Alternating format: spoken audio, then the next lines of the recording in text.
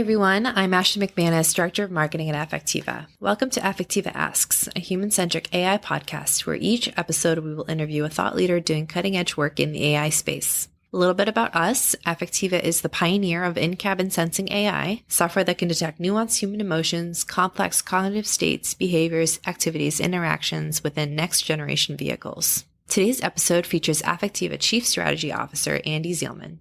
Andy leads our automotive revenue growth strategy, as well as co-runs finance and operations with our COO. He has diverse experience in investment banking, product management, and business development. Prior to Affectiva, he led the Enterprise OEM sales team at Nuance.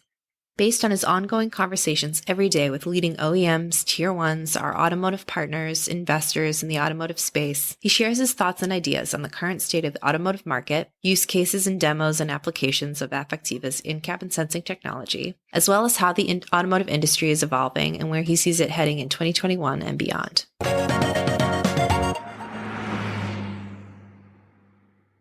Okay. Hi, everyone. Thanks for tuning in. With me, I have Andy Zeilman, Chief Strategy Officer at Affectiva. Andy, thank you so much for making the time to speak with me today. Thanks, Ashley. Great to connect. Awesome. Okay. To start, tell us about your background. How has your career path taken you to Affectiva? Sure.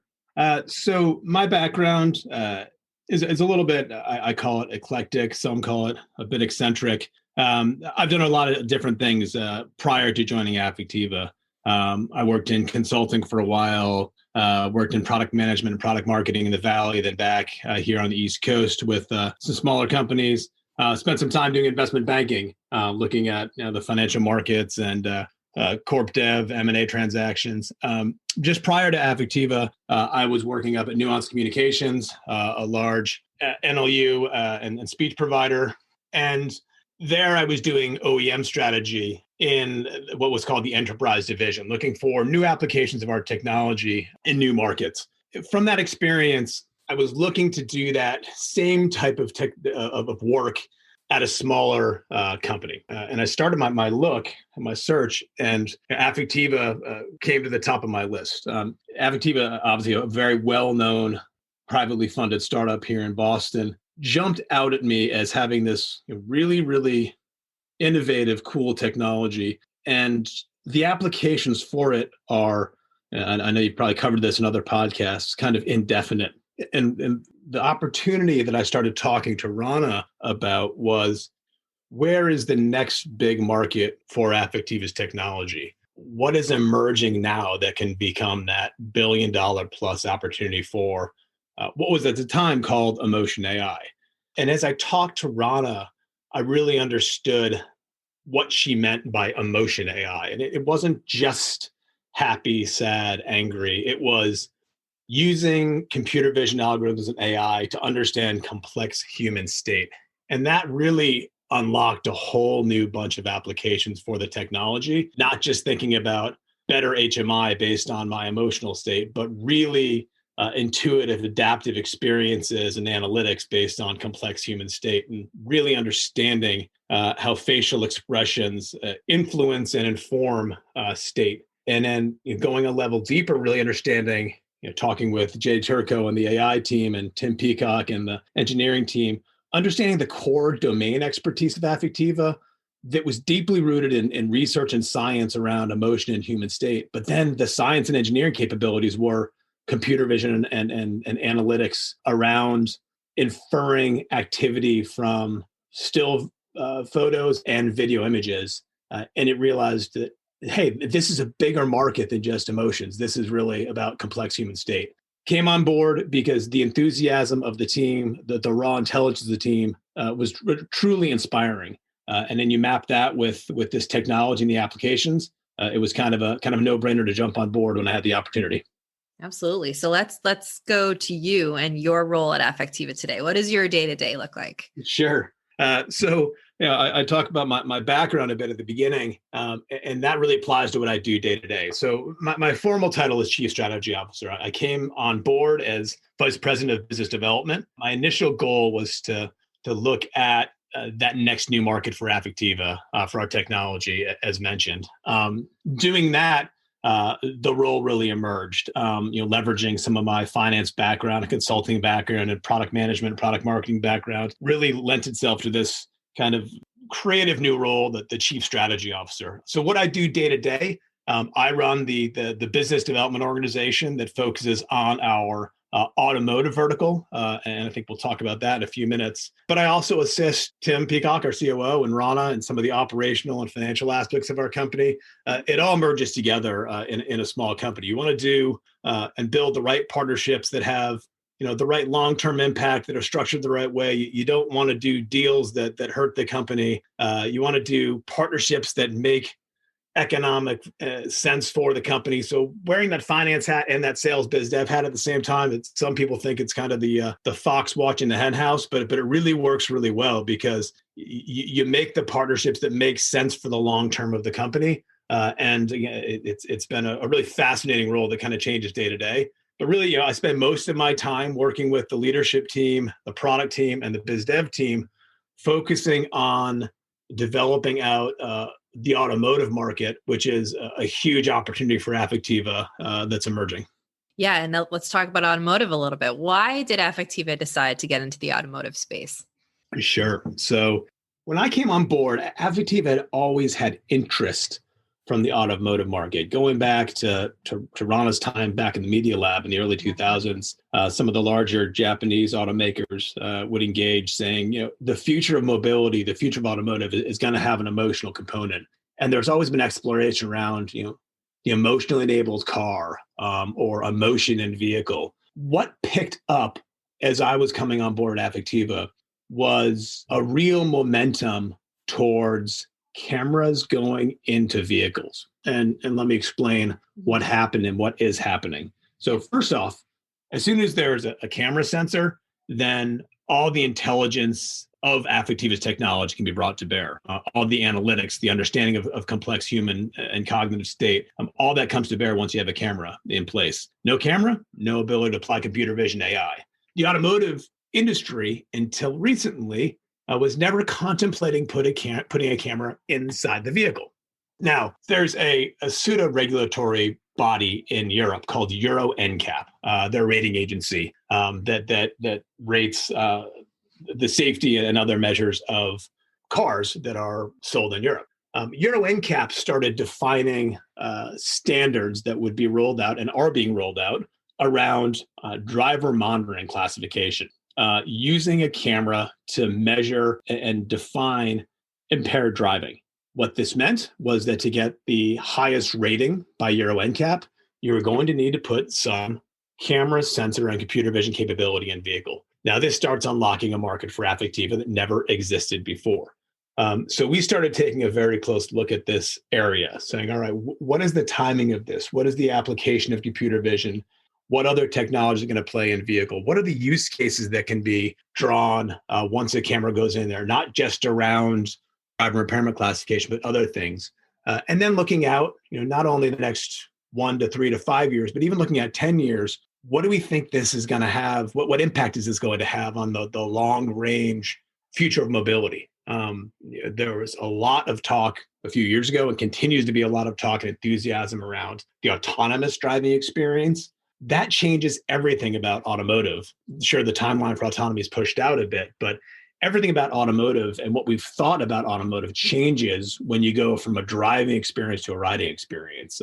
Some of the biggest brands in the world are automotive companies, and they were and are having an existential crisis around what does autonomy mean to them. One of the things that it means to them is it's all about the experience. When you move from the driving experience to the riding experience, everything becomes about that in-cabin experience, connection with the brand, value-added use cases and services being provided in cabin. So we went through a multi-quarter exercise when I came on board, looking at the immediate, mid, and long-term impacts of camera sensors going into vehicles, what that meant for automotive. And it became a very clear area that we should investigate further. Not only was there near commercial opportunity, but long-term, we think this in-cabin sensing and understanding occupant behavior and activities in vehicle is going to fundamentally revolutionize the economics of the automotive industry. Now, when you look at automotive, this is not an industry you take lightly. It is a hard industry from a technology standpoint, from a certification standpoint, from a time to market standpoint, from a supply chain standpoint. Yeah. So we made a strategic decision at Affectiva. You don't lightly go into automotive. You don't accidentally win in automotive. You go after it, and you go in it to be the best at that vertical. Automotive from a computer vision standpoint is a very, very complicated process. You have changing lighting conditions, different peoples, different sizes, different ethnicities, seats moving, different cabin configurations. From a computer vision standpoint, it's an enormously complicated problem. Well, for Affectiva, that's the domain expertise that has been built over the last 10 years, is taking on challenging problems, using computer vision, deep learning, and AI to address them. So a complicated problem makes sense for folks that are used to solving complicated computer vision problems. So we looked at all of this together and we said, automotive is where we're going. There continue to be other very interesting markets, the media analytics, the ad testing. All these are very interesting markets for Affectiva. Going even further around, remote collaboration and healthcare, there are so many applications of Affectiva's technology, but automotive had such an emerging opportunity that we took a bet and are executing on that bet to be a leader in the in-cabin space in automotive. Absolutely. And media analytics is certainly still a very core piece of our business, as you mentioned. So yeah, absolutely. The growth market for automotive has been super interesting to be a part of. I remember sitting with you, I think it was like 3 years ago when we first started the automotive trek. So it's been a great journey. Yeah, I remember that as well, Ashley, sitting in a windowless conference room for about 3 days straight, trying to segment the market and the opportunity. So absolutely. We didn't take it lightly. So now I wanted to go back and talk through, you mentioned cameras and sensors. Whenever you talk about these things, privacy inevitably comes up. Mm-hmm. What do you think about data privacy in this area specifically? Great question. Affectiva has always been at the forefront of thought leadership and stewardship in data privacy. It's an incredibly important component of any data-hungry AI algorithm. It is one of the things that we contemplate in every business strategy that we look at. So in automotive, we've applied a lot of our thinking in other verticals to automotive, right? The data is essentially the individuals. We have continued to evolve our automotive products so they can be deployed on device and operate in real time.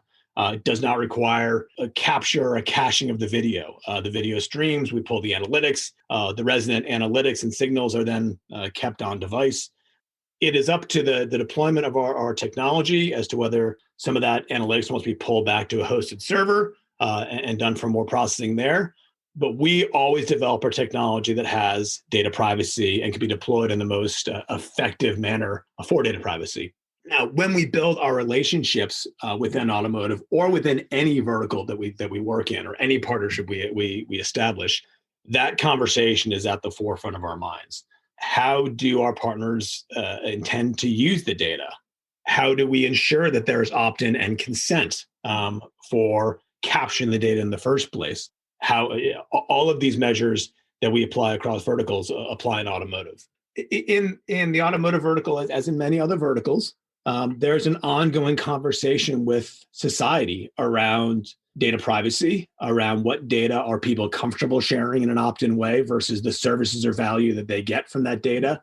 The automotive industry and every industry has learned a lot from both the successes and challenges of big tech with data privacy. And we continue to evolve that conversation within automotive. The brands that we work with, the OEMs, the tier ones, our fellow innovators, this is a top of mind conversation for everyone to make sure that everyone gets the benefit of the data, but that data is protected, anonymized, and treated as sensitively as it should be. We are looking at complex human state. This is personal stuff. And we treat it with the seriousness it should be, and we mandate that our partners do as well. Absolutely. And I know you spoke a big part of your day to day. You're having all these conversations with OEMs, tier ones, our automotive partners. You're talking to investors in the automotive space. Mm-hmm. I'm wondering if you can comment a bit on what you're hearing about of the state of the market. Yeah. 2020 was a fascinating year from so many perspectives with the global pandemic rolling out. Driver monitoring through Euro NCAP, the pseudo regulatory body I mentioned before, the rating agency in Europe, that has been building momentum for what we consider kind of basic driver monitoring. Some very kind of simple signals on: are your eyes on the road? Are your eyes off the road? Are your eyes open? Are your eyes closed? Are your eyes closed for more than 3 seconds? Therefore, you must be asleep. So kind of some relatively interesting but more simple assessment of driver impairment. We saw the market building, and we anticipated the market building towards a more robust understanding of both driver activity as well as occupant and cabin state analysis. We started optimizing our technology for this 3.5 years ago, moving our computer algorithms to look at a field of view, a camera sensor placed, if you think kind of center high in the vehicle, where you have a better view on the cabin and the cabin state. You can see more of the driver's body and hands to inform a more complicated and complex understanding of driver impairment. So, as an example, the former camera angles looked at driver faces. You could tell if the eyes glanced away from the road. Great. The angles that we're looking at look at driver body. So when the driver glanced away from the road, what are they looking at? Are they looking at the infotainment center for a second and then glancing back to the road? Are they looking at the speedometer for a second and glancing back to the road? Or are they looking at a cell phone and glancing back to the road? Now, the latter of those, that's a very different cognitive load that they're assuming because they might be repeatedly glancing at the cell phone, reading something. Well, their mind's on the cell phone, not on the road.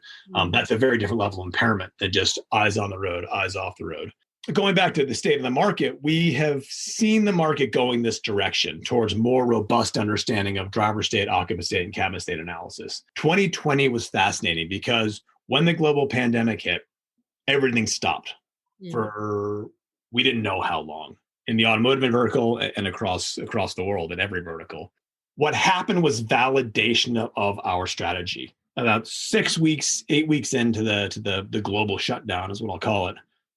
Activity started picking up again in the automotive vertical, in cabin sensing, in next generation driver impairment, occupant and cabin state analysis.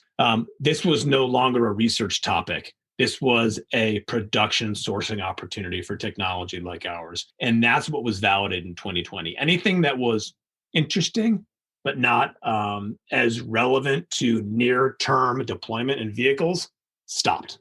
Yeah. Everything that was relevant and important to the OEMs for near-term sourcing and production vehicles in 23, 24, 25, that started picking up momentum again.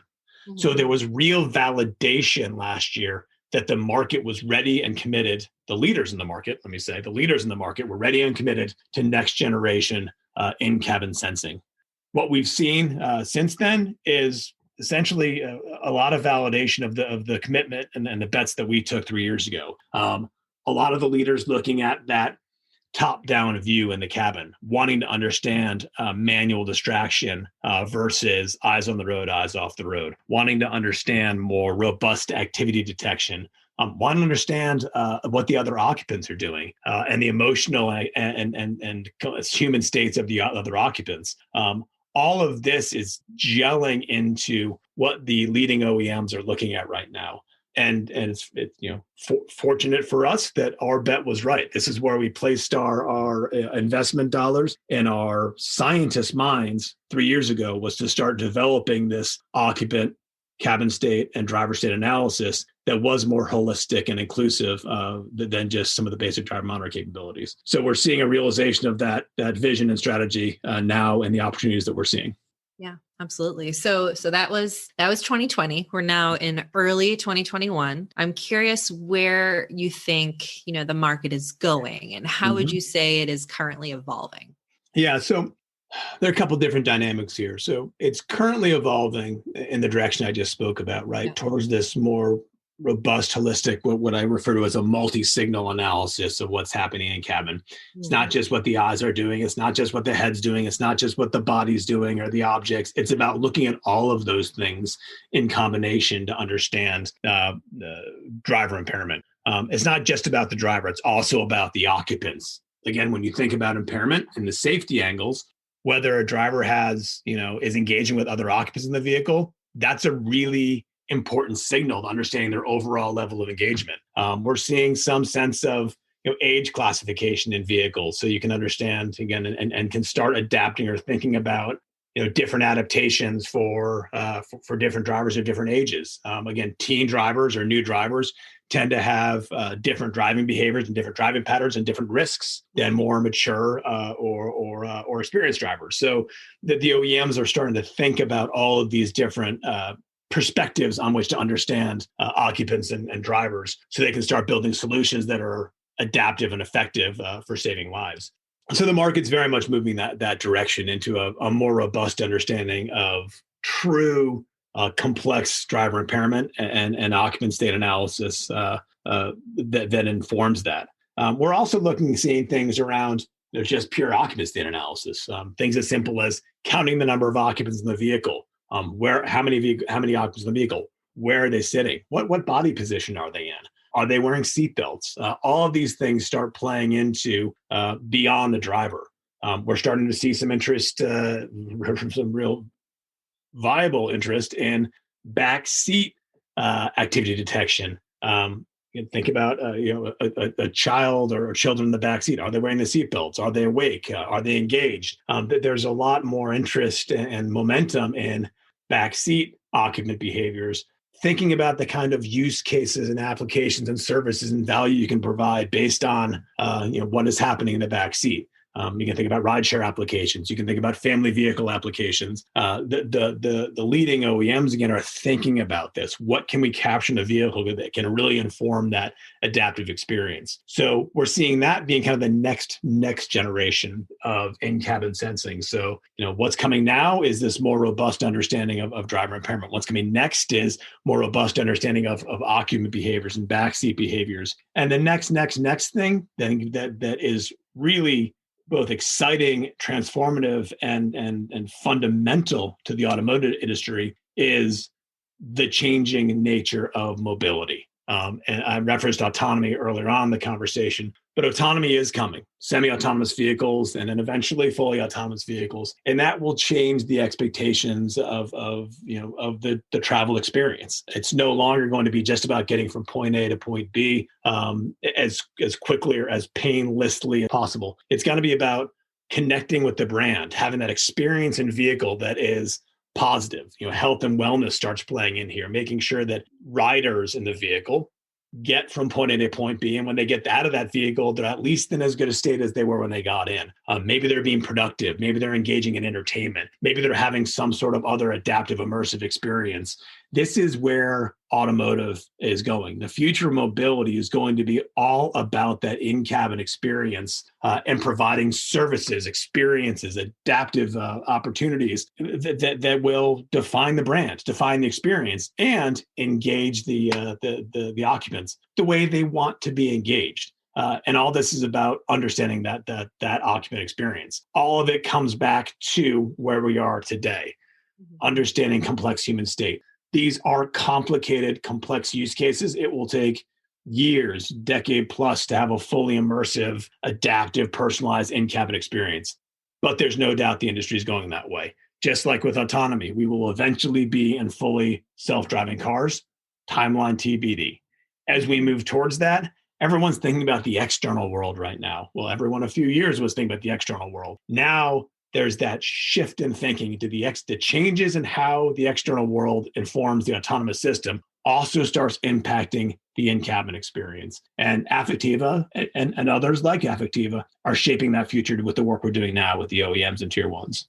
Yeah. So you spoke a lot about, these different types of features, and I'm wondering if we could maybe, up level this a little bit and illustrate some of these applications to life. So maybe you could talk through some examples or, broad applications of in-cabin sensing. Sure. So I'm going to start on the driver side.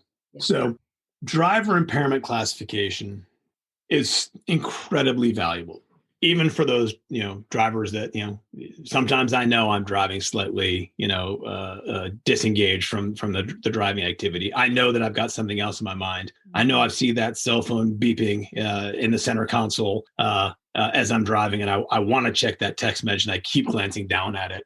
Right now, DMS systems, driver monitoring systems, will alert you if you're drowsy or distracted. They'll put up a coffee cup or a signal or a vibration. But there's an interesting kind of counterintuitive impact here. Sometimes when I'm not fully paying attention to the road and I start hearing alerts, think about lane swerve, lane change, or some of the sonar systems when you're backing up. The alerts start going off. You either ignore them or you turn them off because they're not doing their job, right? That they're telling you something you already know, or they're signaling, what we call a false positive. They're saying something's happening that's not happening. Right. So it's really important that these systems become more intelligent, right? The goal here on the driver impairment side or the safety side is to save lives, right? You don't want people turning off the systems, whether that means physically turning them off or mentally turning them off, just not paying attention to them anymore. You want that system to alert or engage the person when they're truly in a state where they're going to receive that. So that's part of what's happening on the driver impairment side is you're starting to see more robust understanding of what impairment is. When am I truly distracted versus glancing at the speedometer versus glancing at a cell phone. I used that example before. Yeah. So the alerts and the adaptations of the vehicle become more intuitive and more acceptable, more digestible, and more impactful. That's what's important in driver impairment is that you are able to effectively classify and qualify and identify when someone is impaired and provide a signal to them that has a meaningful impact. Even recognizing whether that signal had an impact is useful in and of itself. So, that's what's happening on the driver impairment side, and a really interesting application of next gen DMS driver impairment classification. In the Occupant experience, you're seeing a whole slew of use cases emerging right now. I mentioned some around, occupant counting for, seatbelt detection. Again, right now there are physical sensors in those seatbelts that, are useful.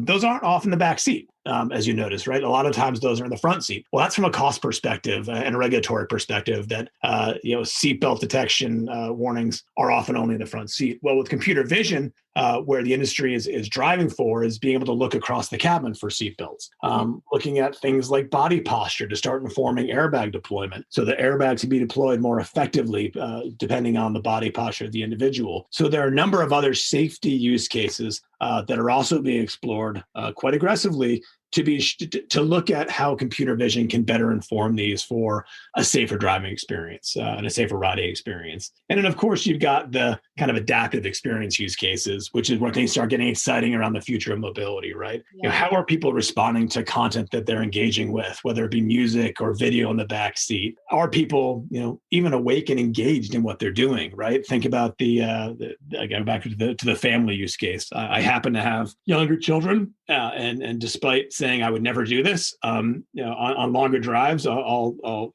get them on a laptop in the back seat and or tablet and let them watch the latest Disney show. I don't yet have a screen in the back of my seat, but in my next car I probably will. Yeah. And to me as a driver, knowing and if that kid's still engaged in that content, that actually has value to me. Right. I'm not turning my head around and training to see if they're still, watching that Disney movie that's blaring in my ear.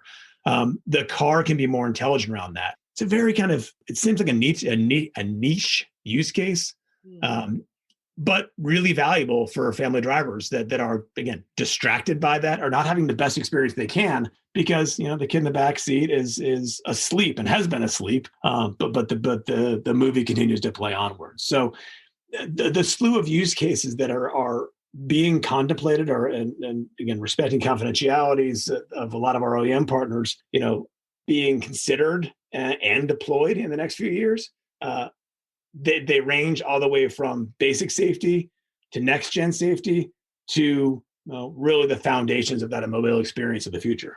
Yeah, definitely. I also have young children and I would love that example of, especially if they could tell me whether the baby was asleep or not, because there's so many times where you're craning your neck to see if the child has passed out and if you should continue to drive around and let them have a little nap. So definitely something that would be super interesting to have in the future. You bet. So we have also had, quite a few joint demos with partners in the past, especially at events, and hopefully we one day get back to those soon. But I was wondering if you could talk us through some examples of those demos and what those experiences looked like. Yeah. I mean, we've had a range. Again, there's a lot going on that unfortunately I can't talk about. A lot of our POCs, both on the next generation and on the next generation of what's going to happen in vehicle, are confidential. That we work on with other innovative companies in the industry, tier ones and OEMs. But there are a few examples that have been public that we can speak about. And unfortunately, CES 2020 was not the in-person event that 2019 was, or I should say 2021, that 2020 was. 2021 was not the in-person event that 2020 was. So I'm going to highlight some stuff from CES 2020 that was really compelling around two different takes on use of technology like ours and our technology in vehicle. One was a demonstration that was done with the Hyundai Kia group, where there was a mock-up cabin, and there's some articles and videos for this online, where based on your emotional state, the environment would adapt. It was really an example of the future of mobility. Whatever state you were in, the surrounding cabin would adapt its environment to that state. Again, hinting at this adaptive, personalized experience that will absolutely be the future of mobility. A very cool representation of that interaction with the HMI, influenced and informed by the state of the occupants in the vehicle. Another one that is a very different application, but equally cool, is some of the work we've done with Veoneer on their Live vehicle, the learning intelligence vehicle. We've had the fortune to be a multi-year collaborator with Veoneer in this project, and each CES they roll out new adaptive driving collaboration features. This is all about building trust between the vehicle and the driver and the vehicle. So ensuring that signals that are provided to the driver are received and understood by the driver, that there is that handshake relationship between the system and the driver, that trust bond builds. Affectiva was part of that foundational Live platform, as well as other components that Veoneer has pulled together. A very cool experience. Not many people got to do this because it's I think one of these private riding experiences, but being able to sit in the Veoneer autonomous vehicle and see the technology in a fully autonomous vehicle working with the safety driver is kind of one of those mind-blowing experiences that says, wow, this stuff is really coming. And really excited that we were part of that experience, both in 2020 and in the previous year, in 2019 at CES. All right. So we have covered a lot of ground today. We talked about use cases, the state of the market, where it's going, where we see things. If you had one takeaway for the audience listening today, whether they're a car maker or somewhere on the automotive spectrum, what would you like to tell them? So I'm going to take this from two angles. The first is commercial, right? I mean, Affectiva is we are a company. And what's exciting about this is that there is a massive commercial opportunity evolving in cabin sensing for Affectiva and our fellow contributors to the future of mobility and next gen driver monitoring. This is a market that will only grow significantly in penetration of vehicles and value per vehicle. It is a really exciting commercial opportunity. And it's not just for us as providers to the OEMs. The future of mobility and the experience of the in-cabin scenario is going to unlock a huge number of new economic models in the automotive industry. You've seen it happen. Again, I often use big tech as a signal of what's going to happen in automotive and the transportation experience. You've seen technology from some of the larger tech players start providing services and building new economic models. That is going to happen in automotive. You're going to see recurring services, value-added services, transactional services, all sorts of things in the transportation experience, in the mobility experience of the future that don't exist today. And I know, again, the leading tier ones innovators like Affectiva, OEMs are all thinking, all right, in 10 years, what is the opportunity to monetize that in-cabin experience? How do you make it the best experience possible for the occupants by providing them services they want and maybe they're willing to pay for? That is going to be a transformational, fundamental, seismic shift, I believe, in the way the automotive industry makes money, moving from selling cars to looking at services for the cars that are being sold. Yeah. So the commercial opportunity is massive. The other angle I'm going to take on this is the moral and ethical angle. It is horrific the number of annual fatalities that happen from automotive.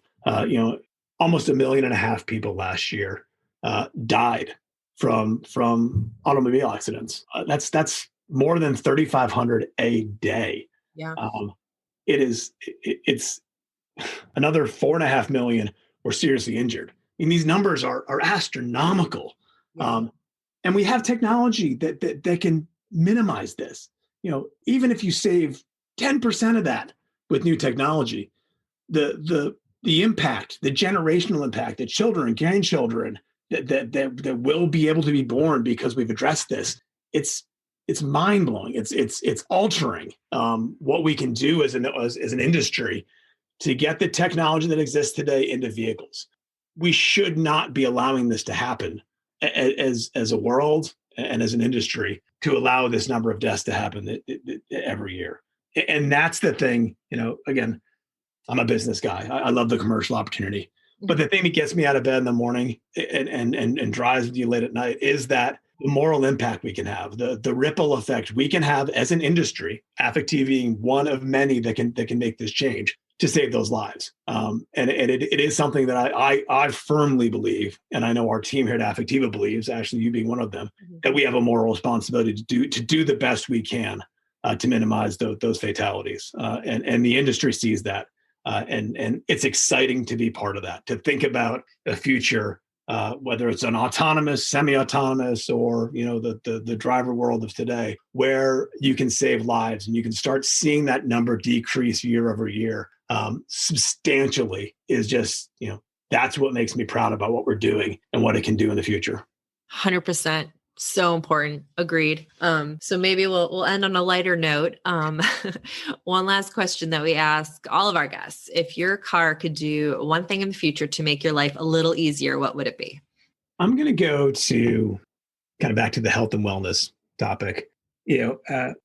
I have not driven to work in quite a while, especially not in traffic. But when I used to, it was not a great experience. By the time I got to work, I was way more frazzled than when I got into the car, and that just it just stinks. So what I would love to see, and what I know we're going to see, is that engaging experience, right? It's a combination of technology like ours. It's working with partners like Cerence that have the intelligent virtual assistant. It's working with the leading OEMs that can pull all of these different systems together that are often disparate in today's or yesterday's models, so that the car can really know me. It can know my calendar. It can understand my state. It can engage me, whether through the voice assistant or through other signals, to say, Andy, your call's coming up. Would you like me to dial you into Zoom now? Instead of me frantically looking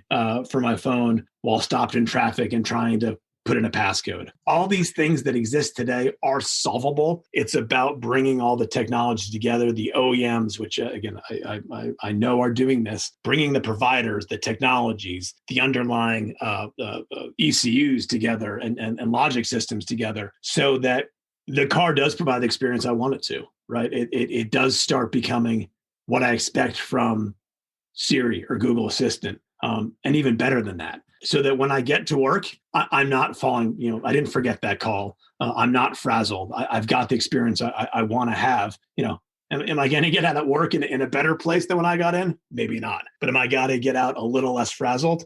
That's what I want. So yeah, I think, and that's all addressable, and it's all coming, and that's what's exciting. I can talk about this because I know it's coming, and it's coming pretty soon. Awesome. Stuff to look forward to. Absolutely. Great. Well, that is all I have for you. It has been such a pleasure, Andy. Thank you so much again for making the time to speak with me today. Thank you, Ashley. Anytime. This was fantastic.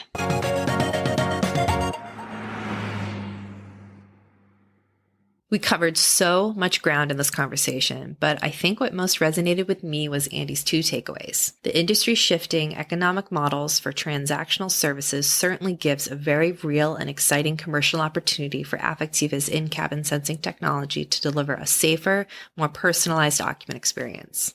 But also, the moral obligation of the automotive industry at large to apply these different types of technology will have generational impacts for years to come for every life saved is an amazing thing to think about. I also encourage you to check out the recent webinar recording Andy hosted with Euro NCAP, Veoneer, and MIT on occupant experience and the future of mobility, which you can find on the Affectiva events page. So I hope you enjoyed today's episode. Don't forget to subscribe to Affectiva's Human-Centric AI podcast on iTunes, Google Play, Stitcher, or wherever you get your podcasts for new episodes. We're also on social media, so please reach out to us on Twitter, Facebook, LinkedIn, and Instagram at Affectiva to share any feedback you have on the show and weigh in on the discussion using hashtag AffectivaAsks. Don't forget to rate and comment with your feedback to help make the podcast more discoverable for others. Until next time, thanks for listening.